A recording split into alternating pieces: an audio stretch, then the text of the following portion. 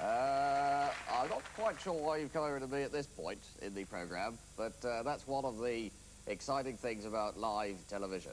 You never know who's going to cock it up next. Well, I think, quite extraordinary, you now go over live to Peter O'Sullivan at Aintree. No,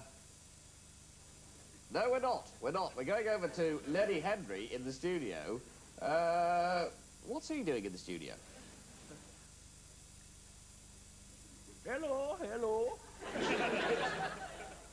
Let me just take a little bit of my Guinness and thing and... My name is Deakus. I come from Jamaica. When I first come to England in the early 50s, that's Hurley with a H. A lot of people used to look at me all the time, you know, just looking at me all the time. I used to get really hungry. I said, what's the matter with you? You never seen a black man before? They said, no. Well, you can't argue with that, you know. I don't know why I drink this. It tastes like cow dung, you know. Sorry, Guinness, just kidding. But, I know we'll get stick for that. But, I used to go to this place in Soho, you know, with all the naughty women. So, man, I was a young man then. Soho, that's where they sell sex. I didn't have any money to buy one. I just wanted to borrow some for a while, you know. They used to slam the door in my face. Say, we don't want any black men in here. You want to stay on for too long. What do you want for £2? Say, everything.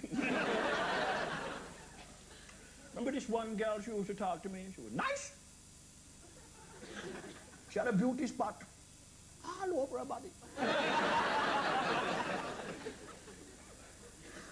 She said, the last black guy I was with stayed with me for 5 years. You only get me £2. I said, I know him. Eventually, I got a job in London Transport. I was a bus driver. And it was nice, you know, it was a good job until they bought in them damn one-man buses, you know, the ones without the conductor. The first time I went upstairs to collect the fares, we ran into a brick wall. Damn foolness, you know. Stupidness. Reminds me of when I was a young man in Jamaica. Young boy. We used to go to Kingston with my father, you know, because we lived in a quiet, relaxed place called St. Ann. And we'd go down to the bus station and wait for them to build the bus. Relax, you know. Then we'd get in it and wait for the bus driver to arrive. 2 hours later, he'd walk in with a cigarette the size of a goalpost, you know. Every time he took a puff, his head would lift off, you know. Kingston was just down the road. It took this driver 4 days to get there, you know, and back. Sometimes we never used to get there, we just used to come back, you know. The one day we were driving for hours and hours and hours. When we stopped, we were in the middle of Los Angeles. My father was annoyed. He said to the driver, what the hell we doing in Los Angeles, man? The driver said, relax yourself, man, relax yourself. That's a damn good ride for 2 shillings.